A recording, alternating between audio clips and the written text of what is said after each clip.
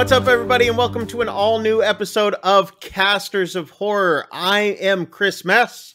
I'm Shane, and this week we're breaking down the Exorcism of God. Of God. But first, before we get into all that, we got a little bit of movie news. Movie news. Shane, you've got one for this week. I'll let you. I do. I'll let you begin. All right. Fangoria reports that the Velocipaster 2 is go. Oh, hey! The Velocipaster is back. You were telling me about we're headed the to first one. Milan. I haven't gotten to watch it yet. Yeah. Yeah. The Velocipaster is a bad movie that is such a great movie. Like, it's so bad, it's awesome. But it's not even that. It's I don't know, man. There are just parts of it.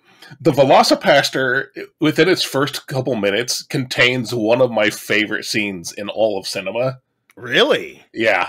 And it's one of those things where, like, don't watch reviews because it's so good that almost everybody will spoil it. So, yeah. But then it also has a couple of my favorite, like, one-liner things, too. So I don't know. It's a bonkers, goofy, ridiculous movie, but I loved it. And, yeah. Velocipaster 2 is happening, and I'm gonna have to check that out. Yeah, it's on. I believe it's still on Amazon Prime. Okay, I'll have to check it out on there. Yeah, my sister sent me a link or something about it the other day, and she was like, "Oh my word, I thought of you when I saw this," and I'm like, "I need to watch that." So yeah, it's good. Yeah. It's the tagline is "A Man of the Claw." So, wow, yeah, it's kind of fitting for today's episode. It is. So yeah, that's it. I'm excited. Velocipaster 2, it's coming. Cool. Well, mine's a little bit of a departure from religion and all that sort of stuff. But anyway, the new Netflix craze Wednesday, which is the spinoff of the Addams Family. You know, Wednesday Addams, basically, played by Jenny Ortega, who was in X, who, you know, last week we did Pearl. Oh, right. X. So we got a little bit of a tie-in. Anyway, there's a big uproar right now on the internet. People are saying that, or criticizing Jenny Ortega because they found out that when she did the famous dance scene from the new show, that she was on the starting edge of COVID. She found out that same day that she was positive. They said that they were giving her medicine in between takes. She was having body aches and a sore throat, but they were still waiting for results from anything. I guess she had been tested, but they went ahead and filmed. So not only is she getting backlash, but now also the directors and producers are getting backlash. So what's your take on all this? I mean, you know, where we're at now with everything and all that. I mean, when I was working, you didn't have to leave the position, right, for a week or so until you had actually tested positive, right? And so, I mean, I don't know. You know, I've had COVID. The first time I had it, I honestly felt like I was dying. Yeah. The second time I had it, it was more just annoying than anything else. I kind of feel like that's one of those things where there are so many sicknesses out there that can feel like it might be COVID that I understand. Like almost everybody, especially you know a little bit ago, there was a point where you kind of felt like you had to test. Yeah, I don't know. I don't feel like I can begrudge somebody continuing their job if they hadn't actually gotten a positive result yet. Yeah. I mean... Yeah, and this isn't to belittle anybody who's had family members die from COVID or anything like that. You know, I've had COVID several times, and not to say that, you know, it wasn't horrible. I really did think I was going to die the second time I had it. But, you know, it's one of those things where different parts of the country experience it differently. I mean, down here where I'm at, the numbers aren't as high as far as the mortality rate, but in some areas it's very, very high. So Yeah, I don't know. I mean, is the backlash merited, or do you think it's honestly, I'd have to see the backlash for myself to see what's being said. yeah, I think a lot of, and this isn't just with COVID. I think COVID needed to be taken more seriously than it was. yeah, And I still think people should take it seriously. absolutely. But again, I mean, I've wondered if I've had it before and tested, and I didn't. You know, I tested negative. So I don't. I mean, I guess you could argue. What are you going to say if you're feeling a little bit sick? Then you can't go into work.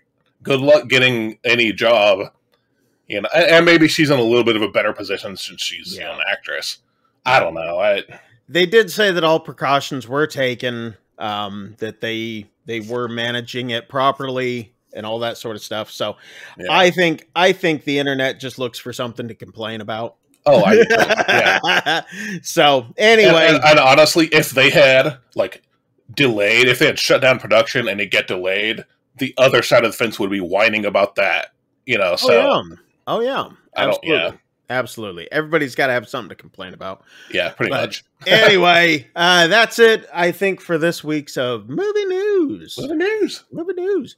So we might as well just jump right on into this review, sir. Yeah, let's talk full spoiler review. Yes, full spoilers. If you've not seen this film, I highly, highly suggest doing so. Yeah. You can get it off of Amazon. It is a rental or purchase on there, which it wasn't that much. It's well, you'll find out whether or not it's worth purchase from us here in a moment. But if you have not watched it, I highly suggest you do so before you watch our review, unless you just like stories being told to you, and that's the way that you're getting into this thing. That's what we're about to do. So, I've actually had people tell me that they actually just like listening to us telling the stories. So, oh yeah, okay, yeah. Cool. So I'm like, okay, cool, that works for me.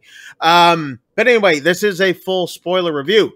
Yeah. This was a video that came across my radar, or a movie that came across my radar, and I was just like, we've got to check this one out. So anyway, without further ado, this week we are reviewing The Exorcism of God. Hey, Chris, can I kick this one off, actually? No. Yes. Real quick? Go ahead. Well, before you jump into how it all starts, I did want to say that we first open up on the Lionsgate logo. Yes. Right. And then we get the Saban Films logo. Right. Yes. And then the Epica Pictures. Yes. Logo. And then finally Kabche Film Production. Yes. And then Hakun. Yes. Followed by In the Works Productions. Yes. Yeah, and then finally, after all that, we can get the Terminal logo. Yes. Yeah, and then we can move on to the Mitos Production Company. Yes. Yes. Yes. And now we get to find out that this was also put out by XYZ Films. Of course. So, of course. Anyway, yeah, that's all I wanted to say. Who didn't work on this film? It might have been a shorter opening sequence if they had just listed who didn't work on it. Exactly. So the only ones that didn't work on it were like Skywalker and stuff like that. So during all of these shown production companies, we're getting this dong, dong, church bell sounds.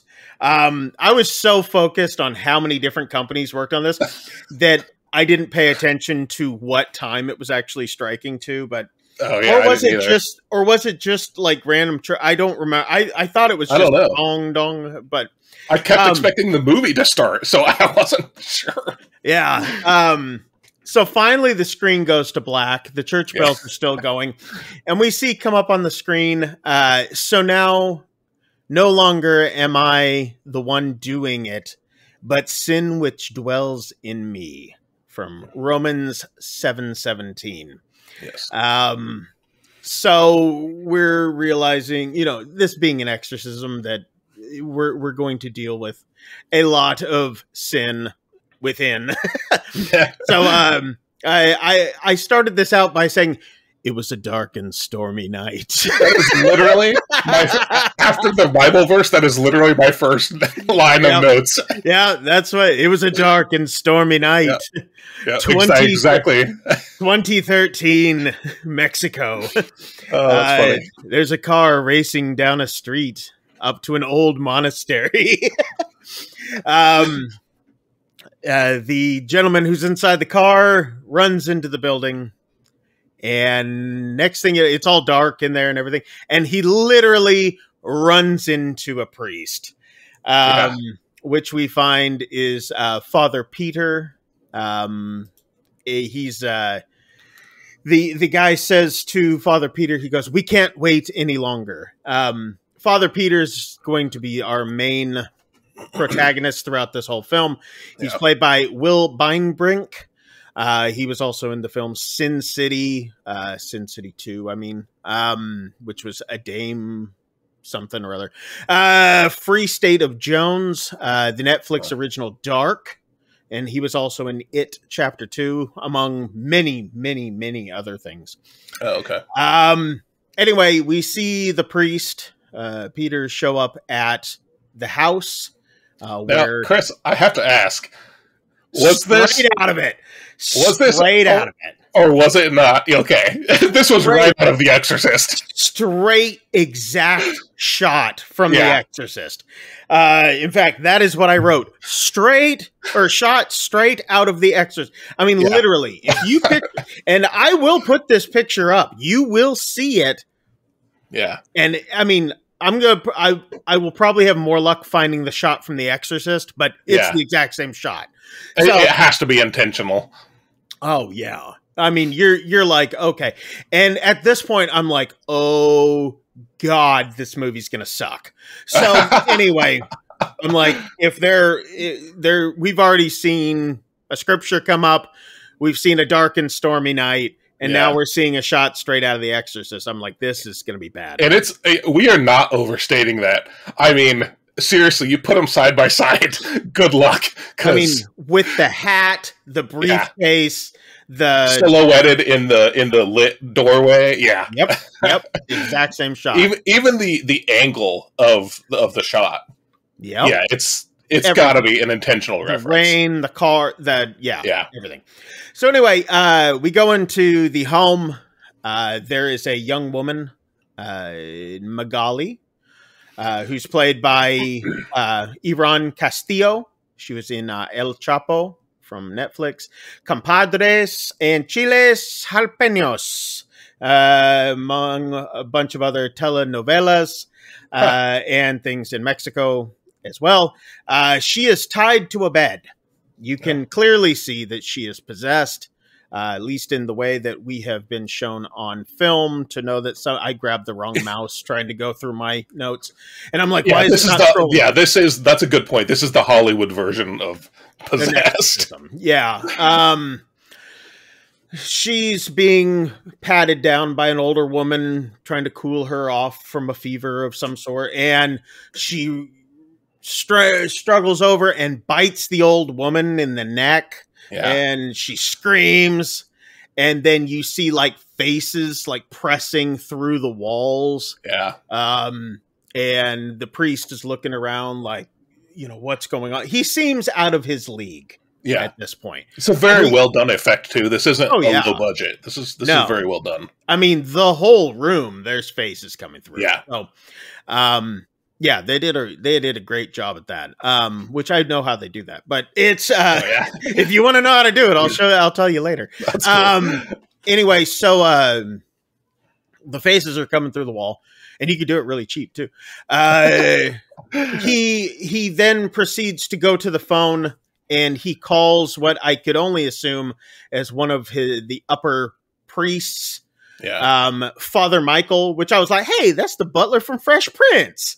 That's Joffrey. Look at them, man. And he's like, hello. But it's Is that really what it was? Yeah. Joseph Marcel from Fresh Prince of Bel-Air. He was the butler on there. Joffrey. He was also in the film Goodnight Henry, Folding, and The Boy Who Harnessed the Wind, among other things. Those are just some recently. But anyway, Father Michael is his name in this, and he says that he could be there in a couple days. Peter's telling him, we don't have time, to wait. We have to do this now. And he's like, you are forbidden from doing this right now. You don't have the training. You haven't finished the training. Yeah. And if you have any crack of impurity, the devil will possess you. Yeah. He's like, I can't wait. I can't wait. And hangs up the phone. So he's going to do it himself. This young rogue. So he tells everybody that they have to get out of the room. Just has to be him and her. So he starts the exorcism, and you see the possessed girl sitting up, and you can hear the demon within her speaking out. Yeah. She starts to seduce him. She's kind of writhing on the bed, and the thing says, I've seen the way that you look at me during mass. Yeah. And, he throws holy water on her, and she starts it's like the demon's enjoying it. Yeah. Laughing at him. And then she starts pleasuring herself.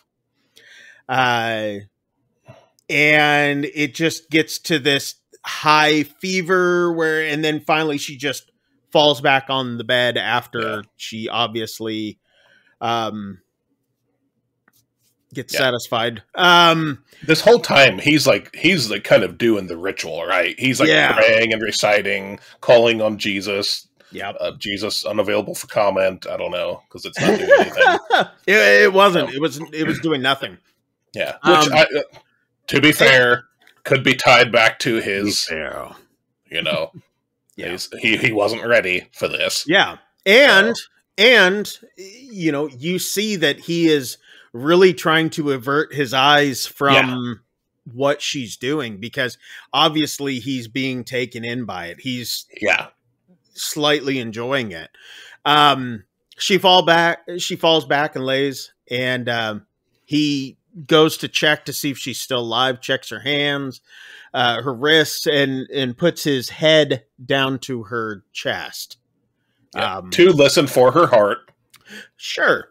To which she's already ripped her shirt open and all this sort of stuff during the first part. So he lays his head on her chest, and he puts his hand on her as well, and she grabs his hand and slides it down to her fun time play zone. And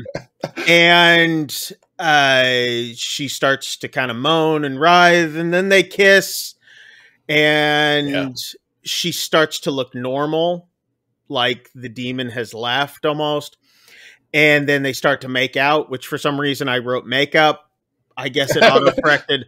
And this whole time, which I forgot to mention earlier, he had set up a video camera to document the exorcism. Yeah. And it's still filming. Yeah. At this point now, he's gotten on top of her, and he's starting to get into some of the movements and dry humping, if you will. And then all of a sudden he goes, no, almost like like the Luke Skywalker, no, or the Captain Kirk, con, type thing. Yeah. And it's a shot from overhead, and you can see the demon take him over. Like literally his skin is changing and his eyes and all this sort of stuff. Yeah. And then 18 years later. Yep. So that was the last thing we see of that moment. He's getting possessed and whatever on top of her. So now we're 18 years later. We see a Mexican prison. There's a prison guard who's going along doing his routine, delivering food to the different prisoners. And we come to one that's definitely solitary confinement. It's got like a lockdown door, like you'd expect, like in a submarine Yeah. almost, with no way to get out. Well, at this point, he's actually retrieving the food. Yes, he is They had retrieving. apparently fed them earlier. He's retrieving all the food plates from Okay. the solitary. Yeah. So he's getting the food out, and he reaches into this particular cell through the little portal thing, you know, that you put the food through. It's on the floor, and he's trying to reach in and all this sort of stuff. And his superior comes up, the head guard, and he's like, "Oh, the pendejo," you know, which, you know, means bad things in Spanish. One of my friends, his mom always used to call his dad that, and the kids never knew what it meant at first. So, really? Yeah. So and then my dad one day is like, "Really, you're calling him that?" And she goes, "Yeah, my mom used to call my dad that all the time." My dad's like, "You do know what that means, right?" And she's like, "Oh, that's what it means." And I was like, she was a funny lady. Yeah, one of my best friends growing up. Anyway, so he's got his arm stuck in there, and they're kind of talking back and forth. He's like, "You know how dangerous she is, blah, blah, blah," and all this. And then all of a sudden he gets grabbed, and he's like, "Ah!" You know, his arm's being pulled in, and they're struggling to get him out. They finally pull him out, and he's got some of his fingers missing. Yeah. Look like a bad Hispanic shop teacher. So anyway, some of his fingers are a bit off, and he's like, "Ah, Dios mío." So then we see the priest, and he wakes up.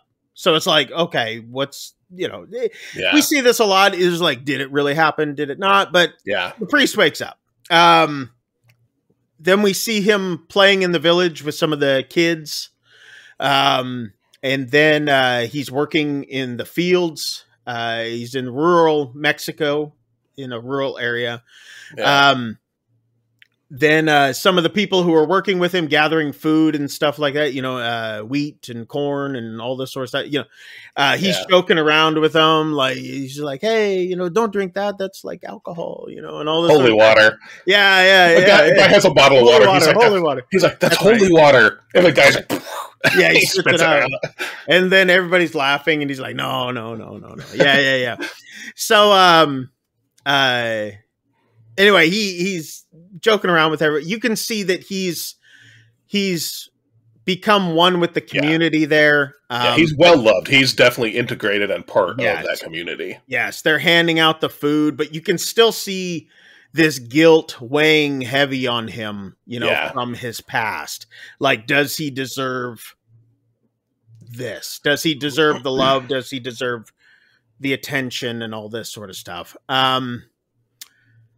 We see a woman then run up. She's concerned. She says that her child is dying and needs, you know, he needs help. He needs prayer. So Peter goes to the home of the woman and sees a boy, and he's got, it's a visible virus. Yeah. He's got some sort of weird rash on him. He's breathing heavily, sweating. The kid is obviously not doing well. Yeah, not at all. Yeah. He anoints the kid with oil and prays for him. And it appears that the kid is better. He talks and the mother's like, "Oh, you know, Jesus, yay, Father Peter," you know, and then the kid's like gets really bad, really quickly, and they have to take him to the hospital. Yeah, because Peter says he's in God's hand now, and then there's an immediate shot of them rushing him to a hospital. Yeah, I thought that was hilarious. Yeah, he's in God's hand. There you go. So he gets taken to the hospital. Father Peter's rushing him in his arms. And they set him on the bed. The doctors and the nurse, who's nuns, it's a Catholic hospital, run by the church. He looks over at one of the nuns, and he sees Magali's face, the girl from earlier. But then he does a double take to look back at her, and it's not her. It's another nurse. We then find out that the village has no money, that they need help. The church is not providing. You know, they need more. There's no There's no money for medicine. There's no money for testing. There's no money for anything. Yeah. Yeah, when they were passing out food earlier, they actually ran out. Food from the field. They were, They're like, no mas, no mas, no more. Yeah, that's no it. mas. Yeah, so. So we immediately are taken to mass. Father Peter's preaching. They say here that this virus is killing some children. Yes. All right. So this isn't right. So we know that this wasn't have died at this point. Yeah, this wasn't an isolated case. There's something going on, and then we go to mass where they're he's basically asking God to heal the kids. Yes. And that works. And so the movie's over. I mean, that was it. That's all it took. So anyway, we like to do a little thing where we put the movies on the screen that you got. No, no. So anyway, so mass is over. Everybody's left, and you see that he's like got this massive guilt, and he's in front of the cross and everything, and I find out that 4 kids had died that week. And he says that it's like some sort of punishment from God. And the doctor that is there in the town or in the village, Peter has grown very, very close to, and he decides to confide in him and tell him what had happened. Is that who that guy is? He's the doctor. Okay. He's the doctor. Yeah. I never put that together throughout the entire movie. Yeah, he's the doctor. Which, okay. Yeah, he plays more of a role later, but I mean, it's not a huge role. Yeah. Anyway, yes, it is the doctor. He's become one of his best friends there.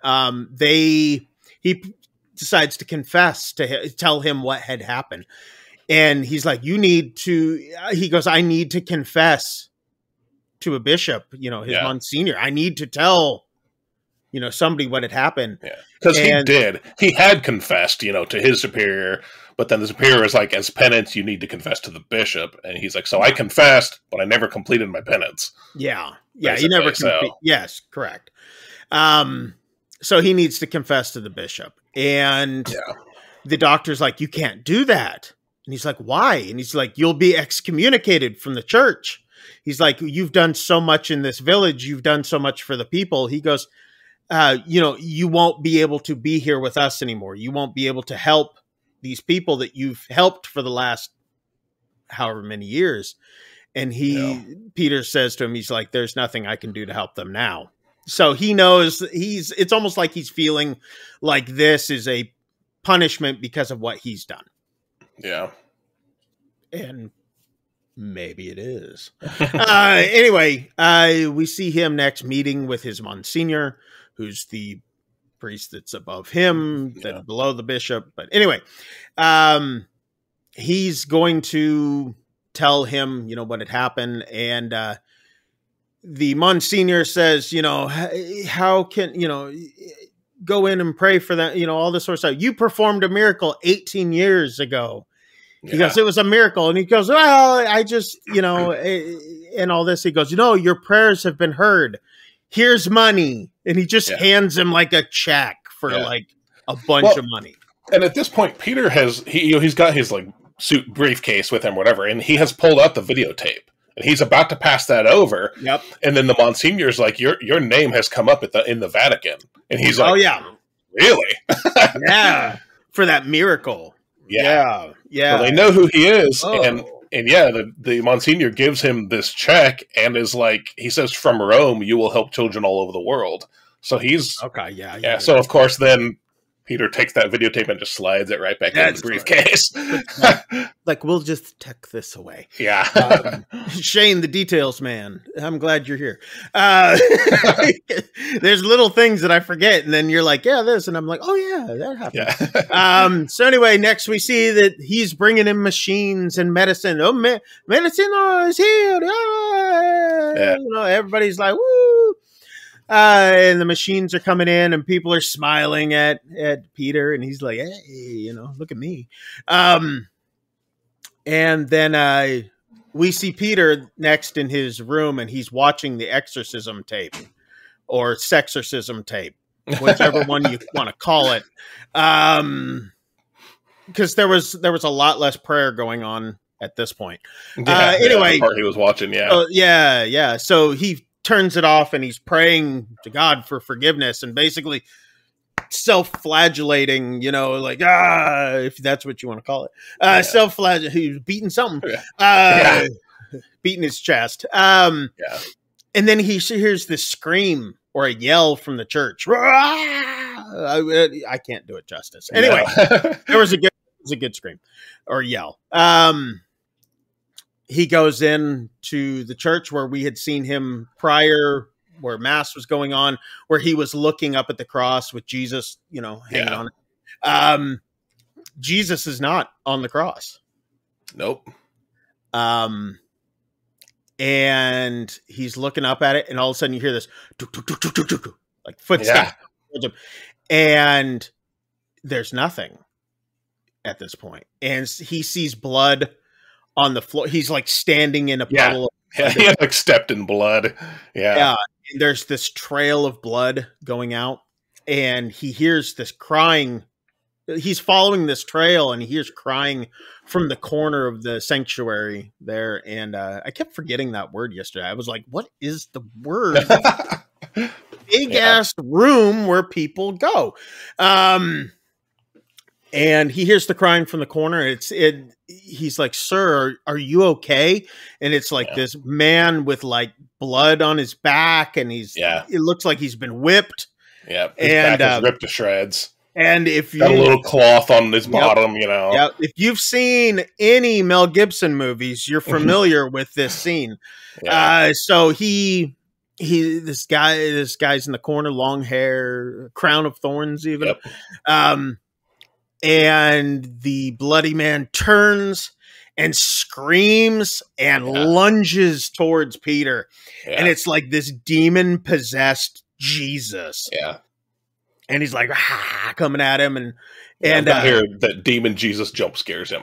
Demon Jesus. There was some good jump scares in this film. There were. I'm going to say there was a few that I was like, oh, here we go.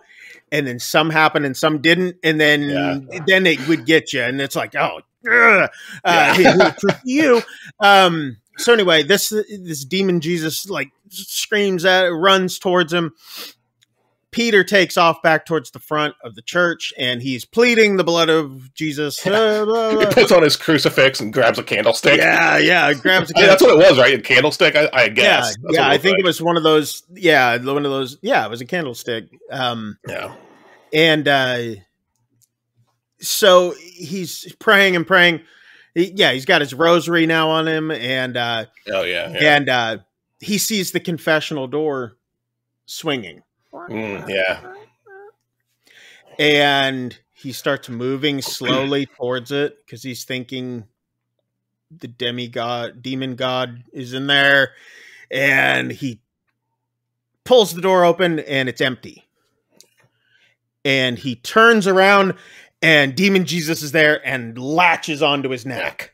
I said vampire Jesus jump scares him. Vampire demon Jesus, and then he wakes up, and it seems to be like a nightmare. Yeah, and then phone Jesus jump scares him. So. And then he gets they come like run one right after another here. Yeah, he gets a ringing of the phone and scares him, and it's the warden from the prison. Yeah. There's a woman who is sick, and he's like, well, shouldn't you be calling the doctor? And he goes, no, not that kind of sick. We need a priest. We need a priest. So anyway, Peter goes to the prison. We meet a young girl named Esperanza at this point. She's prayed. She's prayed by for many. She's played by Maria Gabriela de Faria. She was in the show The Moody's, also Deadly Class, comic book show. I forgot what that was on. Anyway, and also in the show Plan V. She was in a bunch of other stuff too, which I won't go into it since this is not IMDb. he finds out that she had bit her victim. They bled to death. This is kind of a thing at this point. He said, we tried everything before calling. So Peter goes in and he's trying to ask the name of who is there, basically. Not necessarily speaking to Esperanza, but who is there. And it says, we are 5. and he goes, five who? And then they say about the 5 children. Yeah. And you know that 4 have already died, and you're like, wait, what? And then it says, it's like a punishment from the Lord. Yeah, she basically directly quotes him from when he was talking to the doctor earlier. Yeah, he's like, it's like a punishment from the... Sorry, man, I haven't had my coffee yet this morning, so I'm like down on this. Got mine too, man. Anyway, so the demon proceeds to speak, and I believe it was the head guard. He says something about, do you know who this is, type thing. And he, demon, whatever, says, we already know each other, Father, very well. Yeah. And then starts writhing and says, after blood has now spilled out of her. And you get a look. I don't know if this is the first look, but the yellow eyes. Yeah, the yellow tint to the... Yeah. And she's like, I'm wet for you again. And then starts laughing maniacally. And he starts going, I know who this is. Yeah. And he like freaks out. Yeah. And she's just cackling and laughing maniacally. You know, and he leaves the room and looks in the window. And because there's like this glass circle window thing, and she puts her hand to the glass, and then there's this loud noise of some sort just reverberating throughout the whole prison. And you're hearing like the guards are like covering their ears, and he's covering his ears, and it's like the room is just going shake. They can't get away from this noise, and you can hear all the other prisoners freaking out in their rooms and all this. Yeah. And then finally it just stops. And so Peter, he walks out of the prison at this point because he's not for sure what he can do at this point. And Magali, the woman from earlier, the one that was possessed, she's outside. Yeah. And she apparently knows Esperanza, the girl. And she's like, you need to help her. You need to help, you need to do... exorcism on her, help her out. And he says, I swore I would never do an exorcism ever again after that one. And Esperanza proceeds to say, do it for me. Do it for our daughter. Yeah. And at this point, it's revealed that Esperanza is the demon love child of Father Peter and Magali. He's like, I have tried, for 18 years to redeem myself, to be rid of this. And she goes, if you want to redeem yourself, then you need to expel the demon. Yeah. And he claims here, it wasn't me. I was possessed. Yeah. Yeah. And at this point, I'm like, okay, I'm still not sure whether or not I actually believe him, but yeah, I was possessed by a demon boner. Which, Anyway, they always come in the morning. I don't get it. That's why I'm asleep. Once again, the priest is in bed, asleep. He's always sleeping, this guy. Then he has, it's like he's having some sort of night terrors, like some sort of nightmare. It's keeping... I know exactly what this is.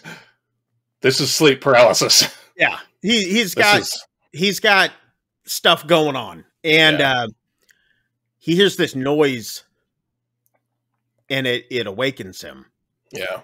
and he's looking towards the door, but he hasn't moved at Yeah. all. And here's this You can clunking, tell he's trying to. yeah, He's like struggling, He even struggled to turn his head toward the door. and you hear this clunking and this dragging sound. Yeah. And then the doors, they're double doors to his room, they both open. And he cannot move. And he, like you said, he's struggling to look away at this point to the side, because next to him on the other side of the bed, the covers are starting to rise. Yeah. Like a figure is in the bed with him rising up. And then it starts getting in his face, and his face is turned sideways at this point, and it's like right here, and he's trying to pray, and he finally gets some words out, and then the thing disappears. Yeah. It goes away, and he turns back to face the ceiling. He's like, ugh. And then whatever that thing was grabs him through the bed by the throat and pulls him down, like is pulling him through the bed, like trying to pull him through it. Yeah. And then we see the demon Jesus thing hissing in his face up super, super close. That was a creep out shot. For sure. Yeah, it definitely was. When it grabbed him around the throat, I wasn't expecting that at that point. And then thing up in his face. Yeah. Next thing, immediately we see that the boy from earlier that he had been praying for is dead. Yeah. And looks very horrifically dead too. This is not, whatever this virus is, it is not good. It does terrible things. Yeah. And it's almost like, it looks almost like a form of asphyxiation, being choked by the way that the eyes were, the blood vessels popping, the blueness of the face and all that. I watch a lot of crime crap. So anyway, it always worries me. My wife loves true crime stuff, and I'm like, you're just trying to figure out how to murder me. So if I end up dead, everybody knows it's on tape now. Anyway, we find out it's the fifth child to die from that virus, and they're like, it doesn't make sense. And in my mind, I'm like, they said the five, we are the five. Yeah. The mother comes in, she sees her boy, she's like, oh, my boy, and all this, and he embraces her, and he's like, God will welcome him in, and she's like, ugh! She pushes him away, like, I don't need you or your God at this point. She says, God doesn't exist, saints don't exist. Yep, and pushes him away. Yeah. And I forgot that quote. So next thing we see is him praying with the orphanage kids up in the bedroom, up where they all sleep. These are the kids he's really gotten to know in the village and all that. And obviously there's a bunch of kids without parents in this village, horrible village. Cause there's a lot of kids. Very small village. Maybe the parents couldn't take care of them. I don't know. But one of the nuns are watching, as well as Magali. And I guess we kind of find out Magali is not a nun at this point-ish. Right. But she still helps. Because at this point now we find out that Magali was a nun. Yeah. At the earlier time before she was possessed. And she's remembering when she was singing for the kids and being this really there. Threw me too. It took me like a minute until after the scene ended to realize that all of a sudden we're watching a flashback. Yeah, it's a flashback. Because it was just like a seamless cut. Yeah. So. And the only way I could tell between the flashbacks and the now times was how dark his hair was compared to how gray his hair is now. It's like, that was like, catch that was the only way that I could contrast these things. So anyway, we see she's singing, he's watching her sing, but in this very lovingly way. Oh, You yeah. you can tell that it was more than just lust. Oh, At yeah. this Yeah, point. it's actually not creepy. The way he's looking at her, it's Yeah. not creepy at all. You can tell he's actually falling in love with this nun when he was a younger priest. Yeah. And her being the one then that was possessed, you know, at later than this flashback. But she ends up hugging him in this flashback, and she's embracing him, and he's giving her this loving embrace at this point. Yeah. This part kind of confused me then, because the one nun looks at her, at Magali, and she's like, sister, blah, blah, blah. And then they hug and start crying. That part kind of, and it may be that I was taking notes at this point, but I was like, why? Well, I took this, for one, you're right. She obviously was apparently used to be a nun. I guess they just hadn't seen each other for a while, because it's been almost 20. I'm guessing it's been almost 20 years since they've actually seen each other. And maybe maybe you're right. And it would be just a weird thing for her to just show up there. But yeah, she's there. So anyway, they end up hugging and embracing and crying. And then you see kind of the camera pull down the hall. Next scene, we see the priest in his bedroom, and he's holding a picture of young Magali at this point. Oh. And he's just looking at this picture. Quick scene on that one, just kind of showing that he was in love with her. Yeah. At the time, even had a picture of her from that time that he kept with him all this time. Peter is now showing he's showing his Monsignor the files on Esperanza from the prison, not disclaiming that it was his daughter by any means. He's just telling facts of what's going on. Yeah. And he's like, she needs to be exorcised, and he's like, oh, she looked fit to me. So exercise your demons. They need to get stronger. So he's like, you have my support. Go do this. And he's like, well, if I'm going to do this, I want someone to join me this time. And he's like, definitely. Who do you want? And then it's Joffrey, Fresh Prince, Father Michael. And, he's like, shows up, and he's like, I can't believe you called me down here. Blah. It's like, it's so good to see you and all this, but why am I here? Why do you not want to face it alone? Yeah.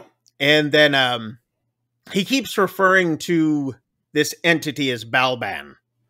I didn't know where this came from, because it seemed the name just suddenly popped up.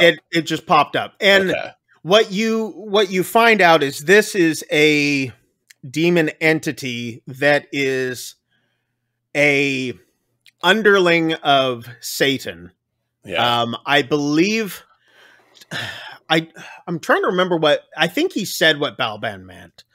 I don't know if he gave the meaning, but he said that he was a demon with noble lineage, and that he was specifically the demon who tried to possess Christ. Yeah. And I don't know if this was. I don't know the exact context of what he was talking about, like when Jesus was supposedly tempted in the desert. Maybe I don't know. Maybe, yeah. I don't know. So I just looked it up just now, and supposedly they are brute demons. They're the Balban squads. There are more than one, I guess. Balban squads are brutish, hulking, and hard to control. While many demon lords do employ their services, they are deemed highly expendable and thus encountered on the front lines of most demonic battles. So, anyway, so it's just a general name, just like demon or devil. And during this whole thing, like, Peter tries to tell Michael that like the demon entered him. Yes. All those years ago. And Michael doesn't I didn't defeat it. Yeah. He goes, I didn't defeat it. It came into me. Yeah. And Michael's like, that's impossible. It wouldn't have let you go, basically. Yeah. And he goes, you carry God inside of you. Yeah. And that's what he proceeds to tell him. And Peter's like, are you sure? Incidentally, this is also where Michael burns the videotape. He throws the videotape in the fire. Yeah, he's throwing the tape into the fire. We get a flashback of basically we're seeing that when he was possessed, there was more to what was going on. She is now not possessed. No. But he is, and he proceeds to basically grape her, as we've established in earlier podcasts. He took those grapes of wrath and just squeezed all the juice out of them. Well, here, let's phrase it like he did. He tells Michael that he expelled the demon. He expelled the demon. Yeah. Yeah. I've done a lot of that. Demons out. So yeah, Michael comes up and he's like, "You can't sleep?" And he goes, "No, I can't sleep." And he's like, I have nightmares. And he goes, "Well, what are your nightmares?" And he says, "I see Jesus possessed by the devil, and he's trying to strangle me." Then Michael says, "Balban is trying to possess you." Yeah. And we're like, no shiznizzle. Because Peter's been telling you this the whole time. But I digress. We then see a nun, and she's praying to the Virgin Mary. This is the nun. This is the nun from earlier that recognized. That gave the hug to Magali. And we'll see her throughout the film, this same nun. So basically, she's also the nun that Peter saw the face of Magali on in the hospital. She's also the one that came and helped the doctor. She's seen quite Camilla. a bit. Camilla is okay. the nun's name, yeah. Okay. Camilla is played by somebody. She was in some shows. Probably telenovelas. So there's your IMDb for her. So we see that she's praying to a statue of the Virgin Mary holding a baby Jesus. Yeah. And then she has her eyes closed and she's looking up, and there's a drop of blood that splashes right onto her forehead. Yeah. And she opens up her eyes and the statue's gone. Which we've seen this before. Jesus fled. So Michael's saying that Balban tried to possess Jesus, like you mentioned earlier. Yeah. And he goes, "You are part of his plan. He tried to get Jesus. Now he's coming after you, Then we flash back to the nun. She's following this trail of blood that we see. And then she sees this garment laying on the ground. It's this white garment. And she unfolds, because there's like this mass inside of it. She unfolds it, and you see this dead baby inside this cloth. And she's like, oh, freaking out. And then I believe it is the Mary statue, because there's a Mary statue next to this character, which I think is a different one. But it's almost like it was like the Mary statue that she had been praying to has become possessed. Yeah. And this is, but the baby that she finds is obviously the baby Jesus from that statue. Yeah. So that's okay. I'm glad it wasn't just me thinking this. The Mary demon statue comes to life, and she starts coming towards the nun, and the nun's freaking out, and the Mary thing disappears. Yeah. This is another demon, though, that we see several times. I'm assuming it's another demon, right? Because it has like these like dual tone eyes. Its eyes are different colors. Yeah, two different colors. One is what's funny is one is the yellow or yellowish eye, and one is a bluish eye. Yeah, and I can't help but wonder, because earlier when we get the full flashback of what happened 18 years ago, after Peter expels the demon, his eyes flash blue, like a really bright blue. Okay. So I can't I don't know if that's connected or not, but It is, and you'll see why later. yeah, You'll see why later. So anyway, the nun is backing up. She's praying. She's looking around, and of course, she's backing up towards a dark doorway. Yeah. And she gets grabbed and pulled through into the black doorway and like down the hall. yeah, And they hear screaming. It's like, we hear the kids are asleep, the orphans, they're yeah. asleep. And this singing, you start hearing this singing. And a kid, Singing Ave Maria. Ave Maria. I'm pretty sure that's what they're singing. And this kid awakens, and obviously he's not a fan because he gets up and he just closes the doors. He's like, yeah, Biznitch, I'm trying to sleep. Then you hear this boom, boom, boom, banging on the door. Yeah. And which wakes up all the kids. Yeah, all the kids wake up. And you hear, time to play, children. It's like, oh, snap.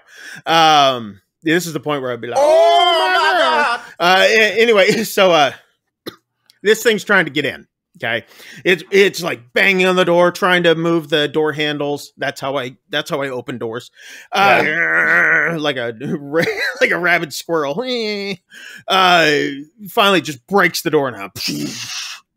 And it's the nun, and she's possessed at this point. Camilla, yeah. So she comes in, and she's like, "Time to play." And for some reason, Magali's still there, late at night. Oh, we haven't seen her for 18 years, but she's still there at the orphanage at night, and she takes the nun down. Boom, tackled. And they're fighting and all this sort of stuff, and she's the one nun who's possessed. She's like, I know what you did. You ducked the priest, you hoe, yeah. And then the kids are all screaming and all this, and Peter and Michael hear what's going on because they're outside, and they go running in to find out what's going on. And Father Michael is performing. He performs an exorcism like right there in front of the kids. Yeah. And expels the demon from the nun. Yeah. And he grabs the nun, and Magali and Peter are consoling the kids, and they look at the children, and now every child in the orphanage now has this visible virus. Yep. That reddish rash that was appearing on all of them. Yeah, they all have eczema. So next we see the two priests, both Peter and Father Michael, walking down the halls of the prison. Yeah. And I love this part. I do too. This is fantastic.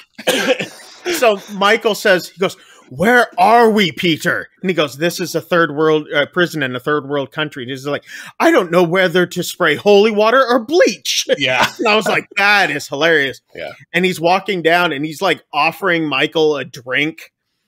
It's like, out of a flask. Yeah, it's mezcal, and he's like drinking it, and he's like, oh. And the great thing about this scene too is it's actually super creepy and tense, because they're walking. It's this shot of they're walking down this long hallway, and it's a head-on shot of dark. Them. Yeah, it's dark. It's ominous. Guards it's are following them. Yeah, it's a very, very well done creepy shot, and that you still have this. They're going to doom. They're going to almost like an execution. But it was a very well done shot. And they get into the room, and you hear the demon say, "My friends are sick, and it's all your fault." Yeah. And Father Michael starts taunting it. He goes, "Oh, come on." He's like, "If you're a real demon, show me your power," and all this sort of stuff. And the thing starts, talking to him, and he goes, "You're not a real demon." He goes, "You're wasting my time even being here." And he starts to walk out, and the demon says to Michael, he goes, "We have a pact with you, and in an hour, we will be graping you down here." Yeah. And you're like, whoa. Oh. That's intense. And he's still taunting the thing. He still keeps taunting the thing, too. Yeah. And then we hear all the prisoners start going crazy. Like, they've all now become possessed. And Esperanza, why did it change? It auto-corrected Esperanza to Espacito. On my thing. Espacito.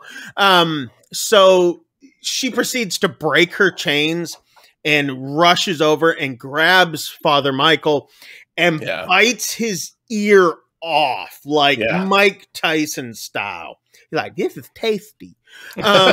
He just bites it off. And the doctor was there with him. Forgot to mention that. The doctor's also there. And he rushes over and gives her like a sedative to the neck and basically puts her to sleep. I'm not sure why that works on a demon. Yeah. Yeah. At that point, you just think it was like this limp demon, like, "I'm going to get you still. I'll get you still." And it's like flopping on the floor. The body can't move. It's like the spirit is willing, but the flesh is weak at that point. Although something happens pretty soon here where I can't help but wonder if the demon is actually faking being knocked out here. So. Well done. Yeah. And just to kind of satiate and kind of toy with them, like a cat, like that cat right there. Anyway, they both said, "We need to get all the other prisoners out. Yeah, we need to get them out of here. If we're going to do this, we need to get them out because they're all going to be harmful." This isn't a huge prison. There's like less than 20 people locked up here. Yes. So, and later on, we find out all women. I guess it's a women's prison. He's like, "No, we need to get them all out. It's for their safety, and the warden is like, "No, everybody stays. They have to stay. We don't have, you don't understand, what they're capable of, and we don't have anywhere else to put them." Yeah. It's like, "No, they're staying." And the doctor said, "Well, we could put them all to sleep." Because obviously that worked. Yeah. So anyway, which to your point, this is where Michael says, "Balban is the demon of deceit. You can't believe anything it says, not even what it tells you about me." Yeah. And you're like, "Ooh, what have you got going on?" He says, "Never make a deal with it. It will always win." Yeah. So they're getting ready to go into there. It's almost their version of a montage scene where they're like, "Get in the holy water and across together," type thing. And they're putting, they're getting their holy water. They're getting their whatever they need to do. It's like he lit something and it was like, whatever. Yeah, they're basically prepping all their stuff while the guards are going around and sedating the prisoners. Yeah. And Peter's like, "Wow, I've never seen some of these techniques." It's like, this is, and supposedly like Father Michael is like head demon expeller. He's like, oh yeah. He's like known to be the, he basically like turns the holy water into almost this like aerosol. Yeah. It's almost like this mist. It's mezcal. He turns it into mezcal. He's just like drinking it. Yeah, but I mean, he also says at this point that he's not. Basically, his methods aren't directly approved by the Vatican. Yeah, and he believes that every priest should have their own way of doing an exorcism, not just following the. Basically, he's like, we should use our own version of magic. He says, Father Michael says, "Sometimes I think the devil's in the Vatican's own ranks," and I'm just like, I have no notes. Yeah, none. So he's like, I don't. he says that the Vatican has failed us. Yeah. Yeah, and so Peter's saying that, I don't know what to do. He goes, I've been believing that God is with me, and Michael says to him, he goes, it's not a matter of believing that God is with you, but rather by believing that you are a God. I don't think he says a. I think he says that you are God. No, you are God. That's what it was. Yeah. Sorry. Not believing God is with you, but by believing you are God. Yeah. And it's like, whoa, that's strong. The context being that's how they will perform. That's how he will perform the ritual and make it work. Yeah. So, it's not that he's a servant of God. He is God. Yeah. So Peter and Magali are talking about their daughter, Esperanza, what is happening at this point. And he says, this never would have happened had I not fallen to this temptation, had I not given in to all this lust and everything. She goes, well, if you hadn't fallen into that temptation, I would have never had my miracle. Yeah. Did you have something to say on that? You sounded like you were breathing heavy. No, I was just going to note that while you're seeing all this happen, while you're seeing the guards sedate, to go back to what I had mentioned earlier, you do see that one of the prisoners, as the guard is sedating her, when the guard backs away, you see that she has his keys in her hand. I didn't notice that. No, you didn't? That's why I said I think that the demon might have been tricking them into, but why would the sedation work? Because they're sedating, and one of them, I don't know who it is, but one of them, as the guard backs away, she opens her hand and smiles and she has the key. Yeah, see, I didn't catch that. Look at that. They probably had it flat out for us to see, but I was probably taking notes at this point. That's some of the hard part about watching some of these and trying to take notes at the same time. Yeah, it's like the little things. Sometimes you're just like, oh crap, I missed that. And that it becomes actually pretty important later that she got the key because it explains. I just thought that it was like, I'm a demon. Which you hear sense. I don't know why a demon needs a key. No, no, exactly.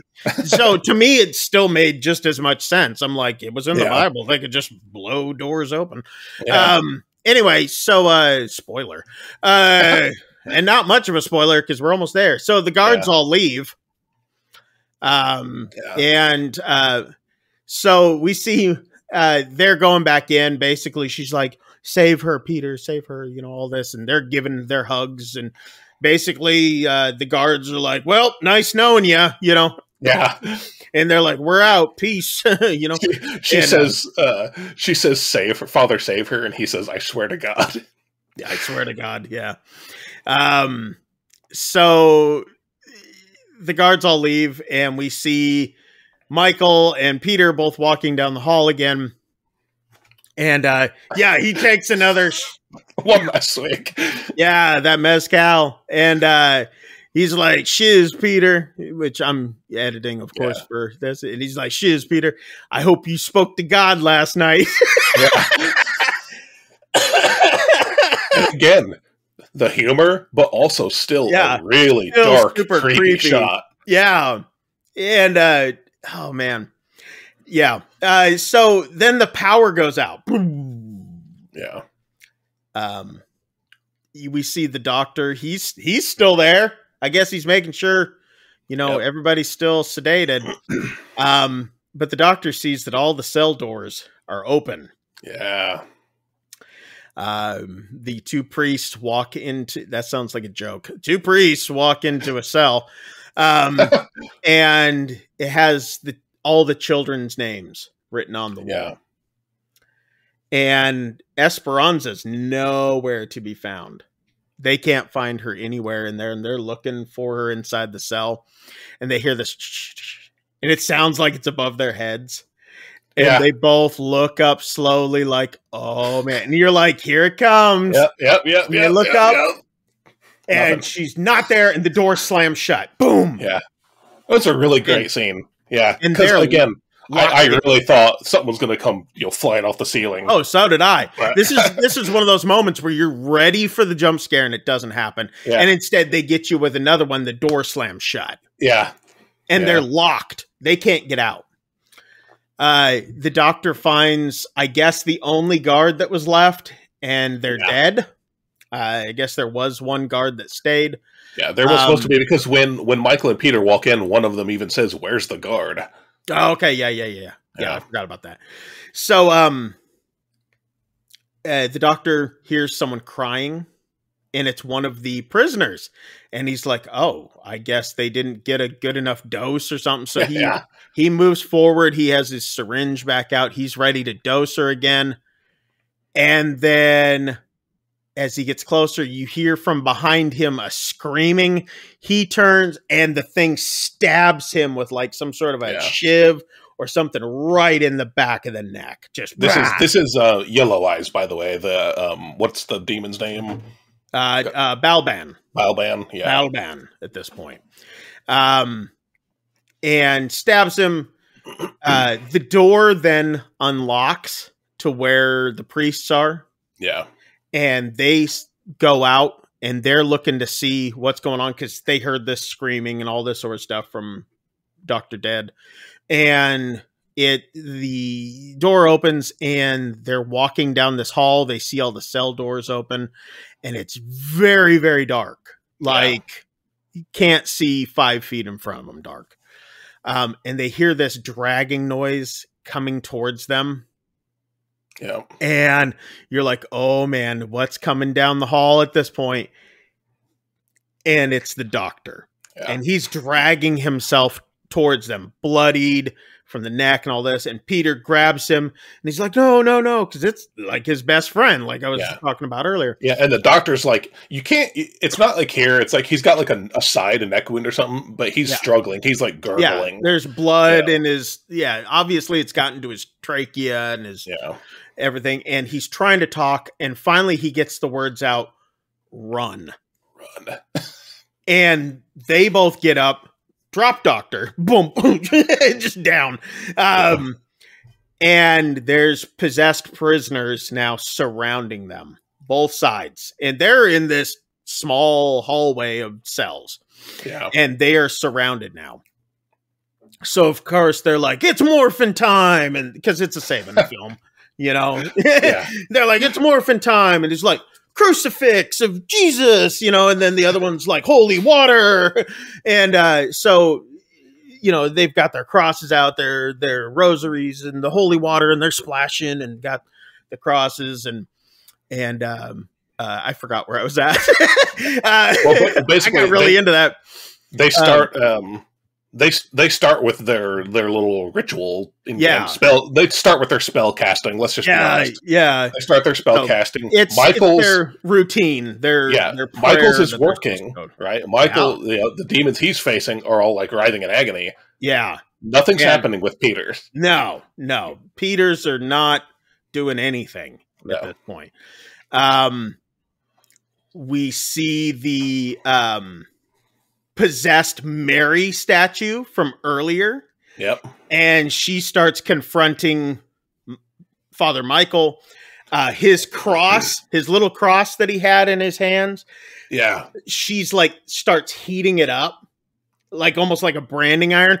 And he has to drop it. He's like, and he lets go of it. And then she turns into Esperanza at this point. And so what does he do? Just gets a bigger cross. I loved it. It was like 3 times the size. And he's like, take this then. And this one's like a silver cross. So like now he's holding that one. And then one of them starts stabbing the doctor. One of the ones that got past Peter. And so Michael starts getting attacked then, and he takes that cross and starts stabbing the prisoner with a cross. Yeah. I'm just like, okay, so I guess exorcism didn't work. We'll just go to stabbing. Finally, the priests are like, "Oh, we can't, abort, run away!" And they run and they barricade themselves in a kitchen. Yeah, and at this point, Michael knows that something's up because he saw that Peter's prayers weren't doing anything. We're not doing anything, and he's like, "You got to confess what happened." And basically, like Peter's like, "I've been trying to tell you." Yeah. He's like, "What sin are you hiding? Because your prayers aren't working." And Peter's fine, like, "Fine, Esperanza is my child." Yeah. And he's like, "What?" He goes, he's like, "Why, Peter? Why did you do this?" And he goes, "Michael, you just go out there, you defeat Balban yourself." And he goes, "I can't defeat Balban." He goes, "I made a deal with him to save the child that I was trying to save many years ago." He goes, "My soul belongs to him."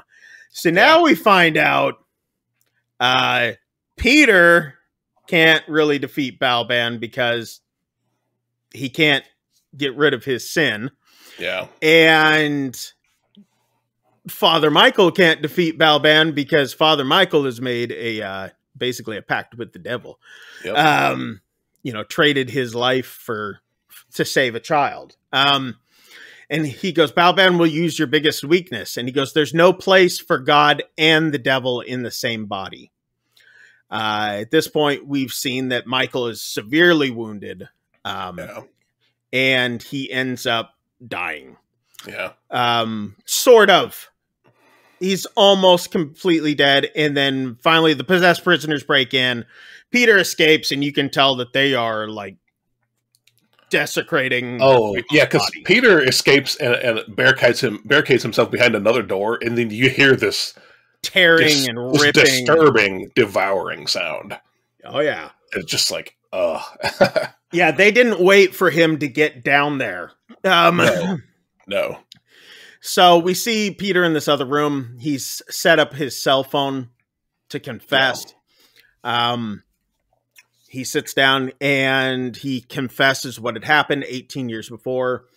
He scrolls through the phone. We get this big mental conflict of the village and helping and all the people and all this, but he knows what he has to do. And he's thinking about all the things he's going to lose when he confesses to the bishop, basically.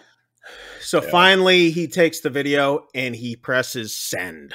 Yeah. You see it sent. And now he has the power. Yeah. And he just like, boom, kicks the doors open. He's like, "Body of Christ, the body of Christ, power, Jesus. The power of Christ compels you." We get that classic. And they're like, the demons are like, "Ah!" And they're all like flailing back and all this sort of stuff. Yep. So he's going through all this, and next you hear this dragging, this down this hallway, and he looks up, and at the end of the hallway you see demon possessed Jesus dragging across. Yeah. And it looks down the hallway towards Peter. Yeah, it just. I remember I saw this in the trailer, and I remember commenting to you that this is straight out of Silent Hill. This is a Pyramid Head thing. With Pyramid Head dragging his cleaver. Yeah, that's exactly what it looked like too, with the stopping movement, the jarring motions, and and then possessed Jesus is like coming down the hall like backwards, like. And then gets up onto the walls and starts like scurrying towards him and all this sort of stuff.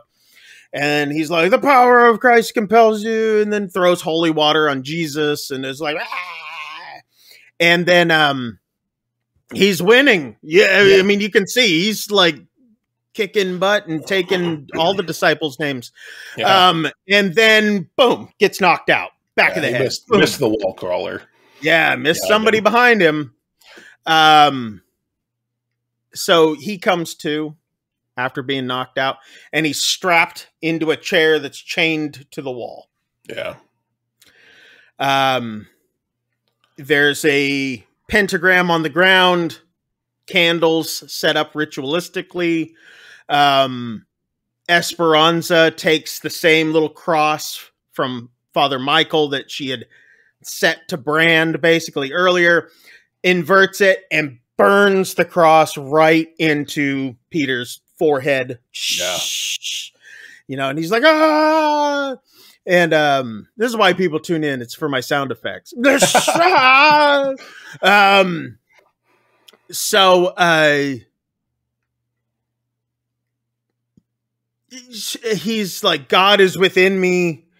And she goes, that's why I'm going to take him out of you. Yeah. Now we get the namesake. Yep. The Exorcism of God. It's like, oh, I did that too. I'm like, oh. Yeah. We see the nun, the Camilla, she wakes up at the hospital and she's in the hospital area with the kids all sick in the beds, and the doors, boom, close on their own. Esperanza then starts doing her own exorcism on Peter, just changing the words slightly, you know, the normal exorcise, but she's changed the words slightly to say the Dark Lord as opposed to God and all this. Yeah. And she's basically calling to her God as opposed to his God. Yeah. You see the kids start convulsing on the bed. At the mouth. Yeah, foaming, all this. And that Virgin Mary, Balban, whatever. Yeah, the dual-eyed demon. Yeah, starts rising from the shadows in that hospital room where the kids are. And starts coming towards the nun, and the nun goes toward, and it grabs her and starts strangling the nun down on the ground. Is she on the ground or is she up? I don't remember. Anyway, she's strangling her. At this point, Peter is being exorcised. He's being choked and all this sort of stuff. And he's like, Father, Son, Holy Spirit, do not forsake me. And then they start going word for word. Yeah. Saying the exact same prayer, but they're both speaking to their own gods at this point. Yeah. And then he says, let our daughter go. Peter says. Well, Peter says, free my daughter now. Oh, free my daughter. Yeah. And then the what's its name? I keep forgetting his name. Balban. Leans into his face and says, our daughter. Yeah, that's right. That's right. And they're basically, you're cutting back and forth between this fight between Peter and Balban, and then the nun and Camilla and the Mary demon, right? And I'm like, basically, because like you said, they're both doing their own ritual thing, and I'm like, we're getting a lot of back and forth, like Harry Potter spell casting going on here. That's basically what they're doing. They're just shouting spells at each other. Yeah. And that's what that's kind of what it's showing. Yeah, that's exactly what it's showing. You know, it's like, I can use the same words. I can use all of this stuff, which I've heard, you know, witches say and stuff like that. We use the Bible. The thing is that we believe it more than Christians do. We know that our God will actually do what he says. So you don't believe that about your God. I've heard them say that. So, anyway,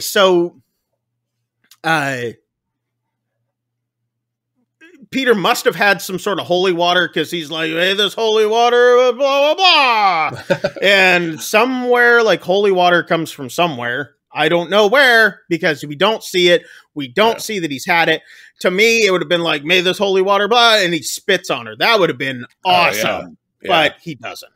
Because, you know, if he's like, oh, you know, God is within me, I'll just spit on her and it's holy water. But no, he somehow had some hidden in his pocket or something with his arms, you know, down, and he's like, holy water, expel. And it just comes out of him somewhere. And she's like, shh, she falls off screaming and all this. And Balban is like, I will make you a deal for Esperanza's life. Yeah. And she says, you can have your daughter, or all of the orphans. Yeah. Like, they're taking one of them. So it's either all the kids die or Esperanza dies. One or the other. Yeah.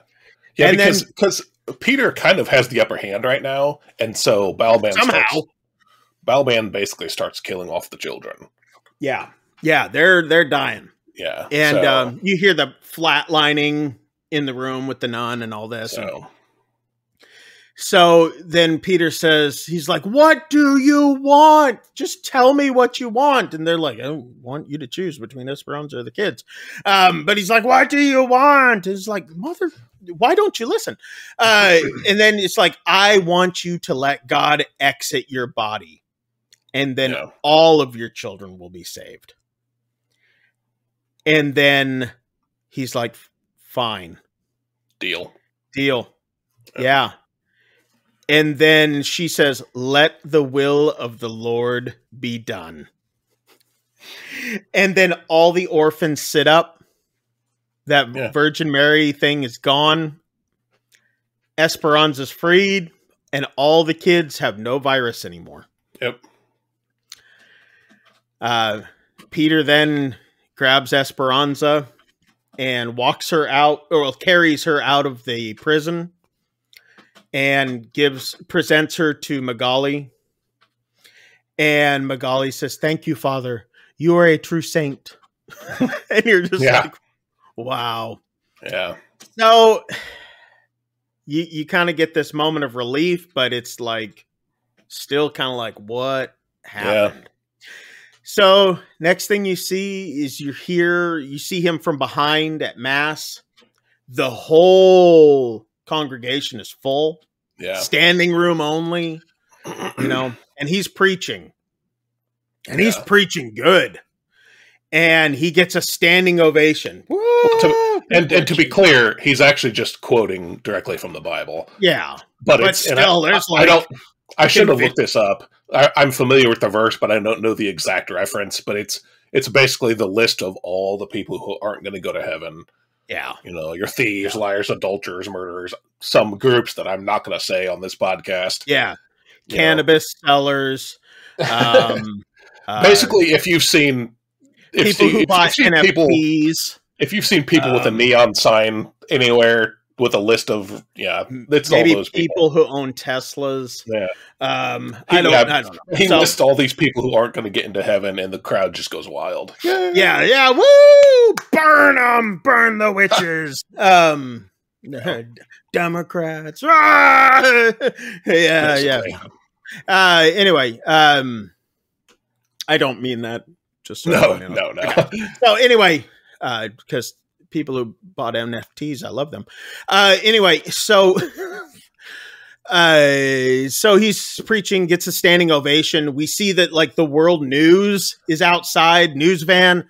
Yeah. They're like, he's a, miracle priest, and he healed all of these kids just by praying for them and all this. And they're, and exorcise, it's just like listing off the things that he's done and how the world is now viewing him as this, living saint, basically. Yeah. And he looks out and he sees Monsignor arriving. So he walks over to him, and he's like, what about the, the confession? He's like, I deleted the video. Yeah. Don't worry. And you're like, wait, what? And he's like, I deleted the video. He goes, there's a special advisory position for you at the Vatican. And at this point, it's like, okay, I mean, he sinned. The church is forgiving him because he did this great work. Yeah, cool. Maybe. Or, everybody's dirty up at the top. So Esperanza then grabs Peter's hand and he pulls it away, like snappingly. It's like, don't touch me type thing. And then he proceeds to look at Camilla and Esperanza, and then he gives them nice little patting hugs, like thank you type thing. He doesn't seem almost his loving self like he used to be. He's just kind of giving them these little pats and like, thank you, you know, and they kind of go away. And then he turns to the Monsignor again, and his eyes are glowing that yellow glow. And the Monsignor says, you know, he says something about, one of them says something about, you know, that he says something about a living saint. Yeah. So the Monsignor basically says, you know, like, glory to you for defeating the man who would have become a living saint. Okay. Yeah. Because I was trying to catch what he said exactly. And I was like, yeah, glory to you for defeating the man who would become a living saint. And he says, he gave up God for them to live. He goes, that man already was a living saint. Yeah. And then he kind of looks back and he goes, and I'll take care of God's new chosen one later on. And he looks back. Well, first he says, heaven played its cards too. How did I not see that coming? Yeah. Okay. And that's when you see Esperanza's eyes glowing blue. Yeah. So you're like, okay, demons are the yellow eyes, and maybe the angels are blue eyes. I can't tell because the Virgin Mary thing had both. So I don't know. Yeah. So anyway, we had the yellow eyes versus the blue eyes. Next scene, we see Peter is walking up to the Vatican. Yeah. He's got his hat and his briefcase. He's obviously taken the position. And you hear him say, no, the evil ones will not inherit the kingdom of God. They will inherit the earth. Yep. And then black. Fade out. And we go to credits. So you end up with this heavy sense of like religion and the Vatican and all this is being run for control and for doing this other work. And that's where I kind of got it being left off at. Yeah. And a possibility that there could be more, dealing with the fact that now we've got this Esperanza has the blue eyes. Maybe she's now going to play a role later on in the future is what it seems. So anyway, as we do every week, drum roll. Sir. Yes. What did you think of this film? Man, this was a weird one for me. And I think a lot of it just because even though I didn't grow up Catholic, we did both grow up around stuff like this. Yes. And so at times it was really hard to kind of see this sort of thing where like there are certain things, you know, that are sins and you have sinned against God and this whole, you know, demons, you know, I lived through the satanic panic of the 80s, you know, so there were times where seeing some of that was kind of like, ugh, you know. Yeah. But overall, I really liked this movie. I thought it had a lot of like really great, tense, scary scenes, and as far as just like the overall tone of it, you know. Mm-hmm. But yeah, I mean, overall, really well done. Acting was great. The cinematography was great. I liked this one. I'm a fan. Right on. I liked it. On. What about you? What are your thoughts? This film, I have to say, I am very, very glad we did an episode on it. Yeah. It probably was my second favorite film that we've done on this podcast. Really? I really, really liked it. Anything like I am a big, you know me, I am a big religion fanatic. I'm a big cultist fanatic. I'm a big, anything having to do with why people believe certain things and all this, I am a big fanatic of that. This to me was it is a gem that has been hidden away that people have not seen enough of. Wonderfully acted. Yeah. Even by a cast that, you know, they weren't huge names. They weren't people that like everybody would know and all this sort of stuff. Pretty independent film. Yeah. You know, it was, like we said, it was put out by Saban Films. You know, the guys who did Power Rangers. Yeah. I mean, that's what they were known for, and now they've started their own, you know, production company. And I feel like they could become a decent player. They're putting out. They did. I know this isn't huge, but I'm I'm a big Kevin Smith fan. They did Jay and Silent Bob reboot.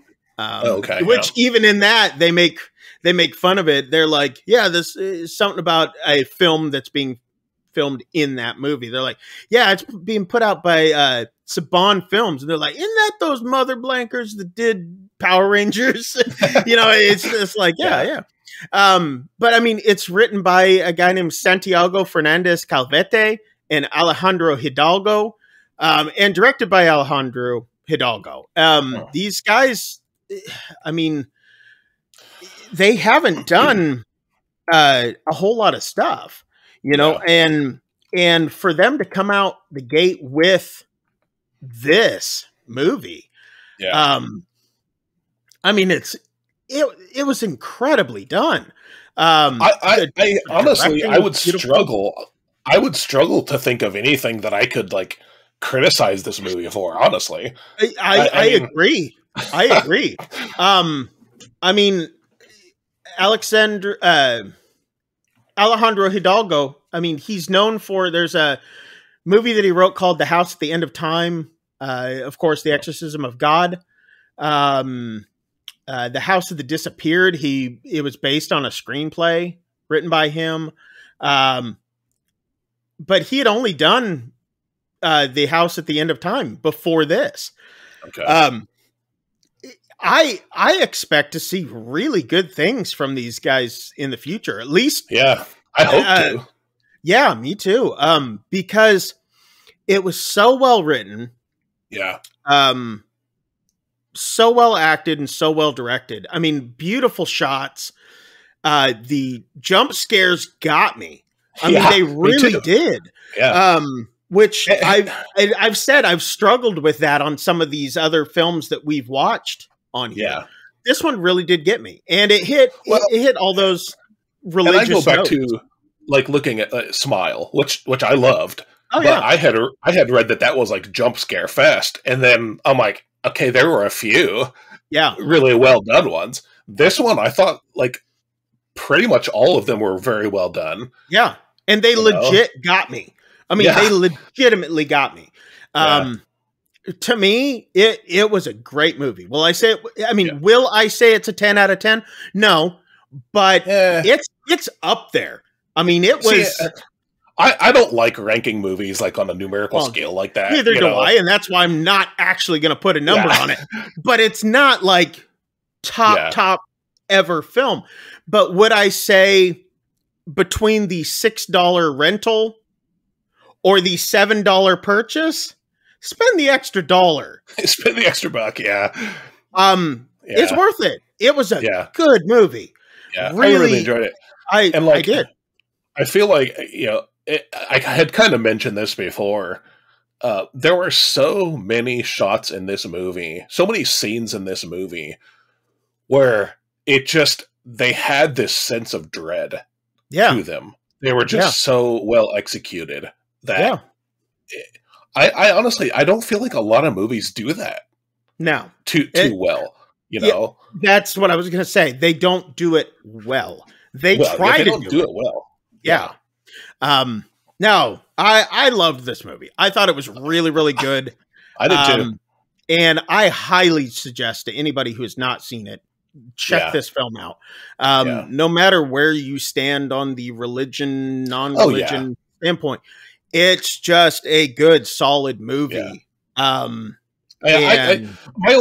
only reason I brought up like some of the difficulties was because I think if you're one of those who feels like you maybe escaped from this sort of thing, there's a lot of it in there, and a lot of it that could bring up, maybe some unpleasant memories or something. But trigger subjects and stuff. I mean, I would argue it probably plays fast and loose with theology, but whatever. I don't care about that. Yeah, I mean, but see, you even go into two priests that are even questioning.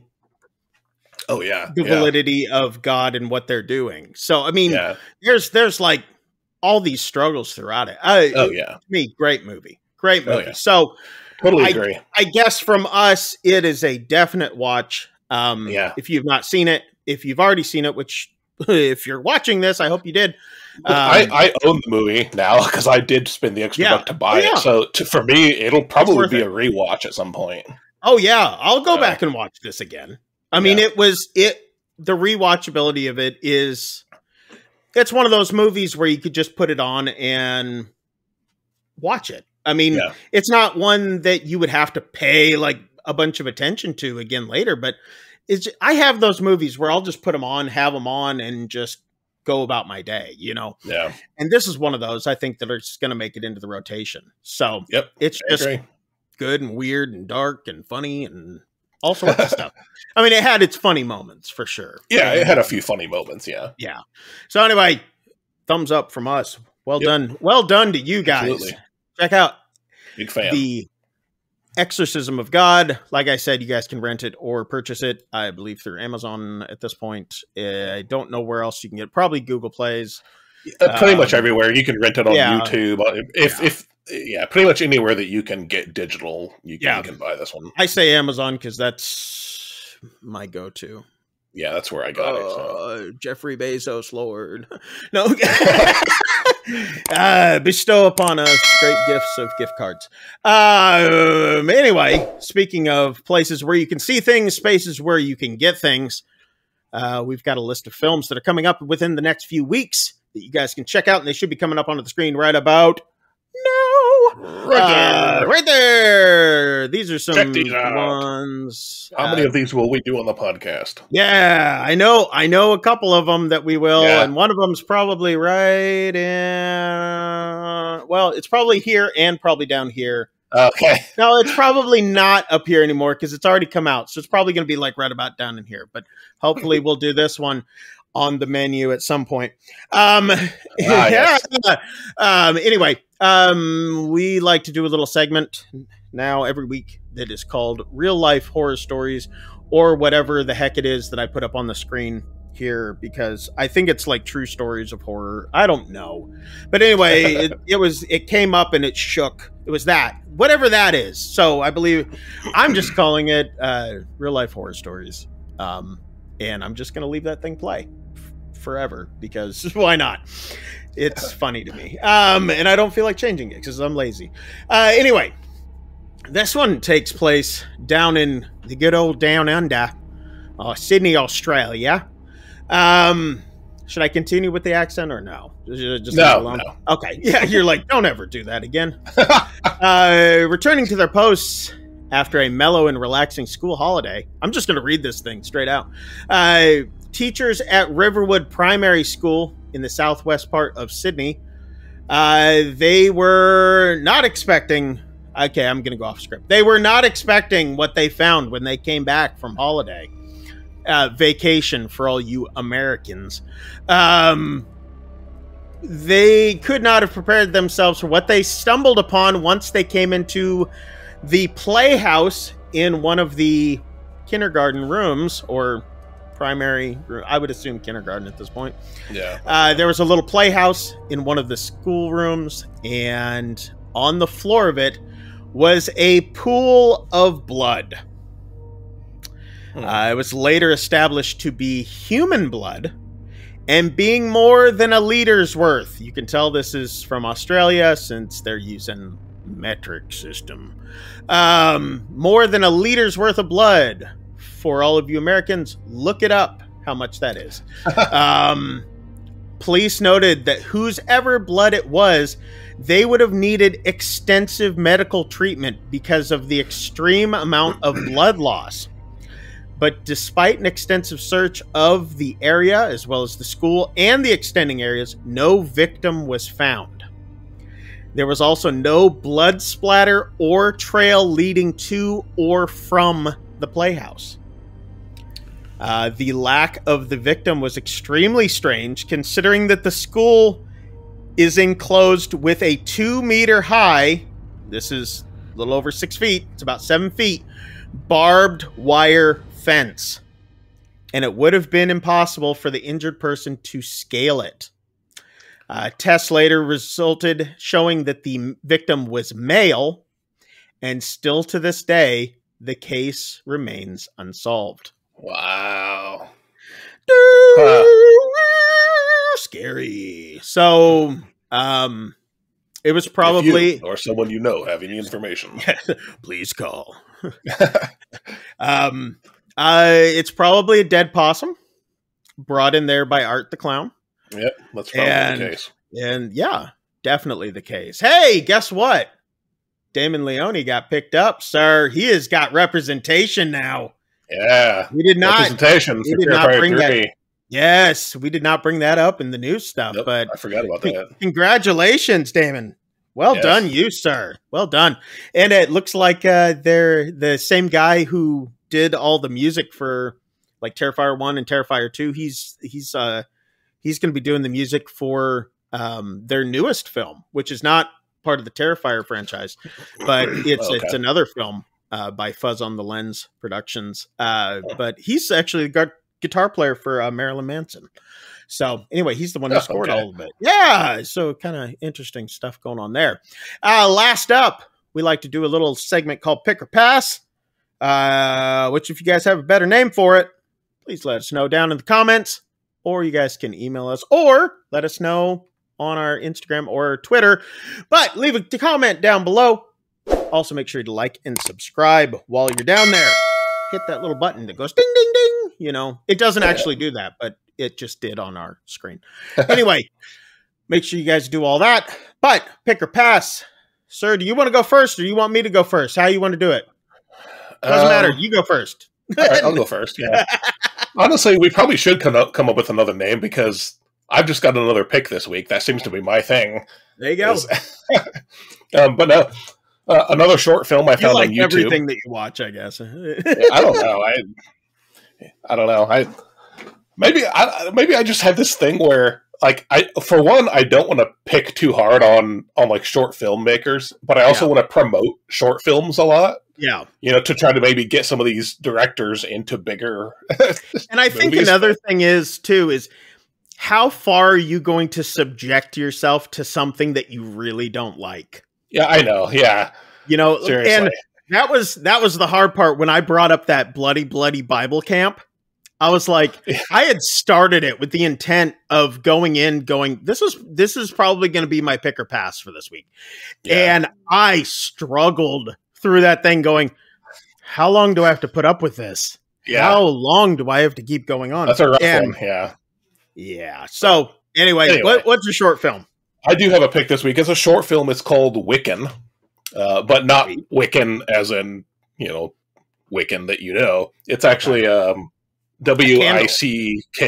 Yeah, like a candle wick. Oh, hey, nice. Wicken. Yeah. This is actually just a quick, like, I think it's under 8 minutes long.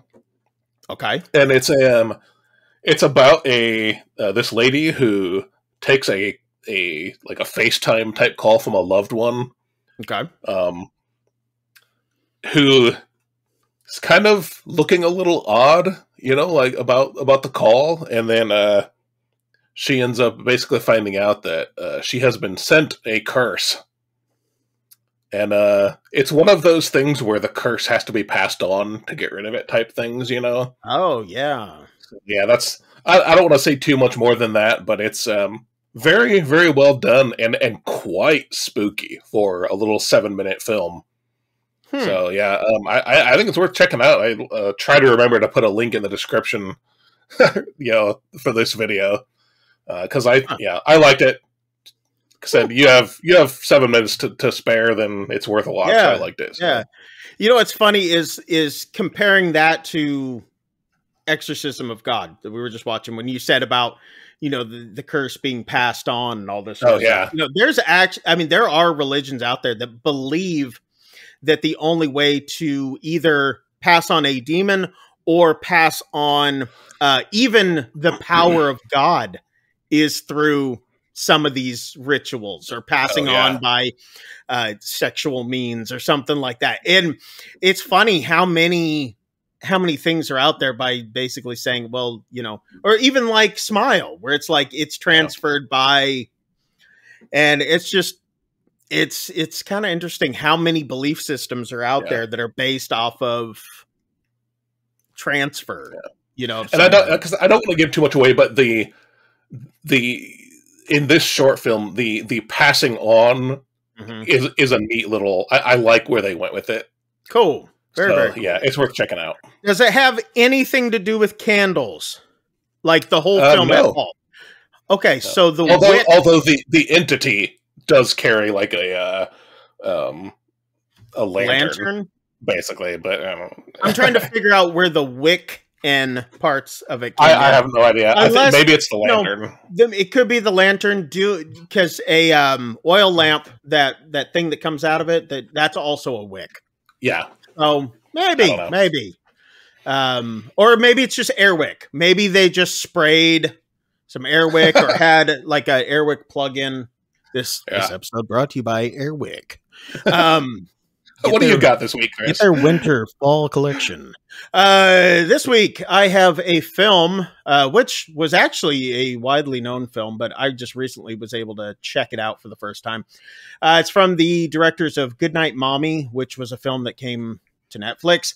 This was a film called The Lodge, and I'm pretty sure a lot of people on here have seen it, but you know what? I'm going to talk about it anyway, so there. Yeah. It has Riley Keough in it, Jaden Martell from It. He was the young main dude in that. He's been in other stuff too. Richard Armitage, Alicia Silverstone played a small bit part in it. Anyway, it's a film about a soon-to-be stepmom she goes to a weekend with her fiance's 2 children.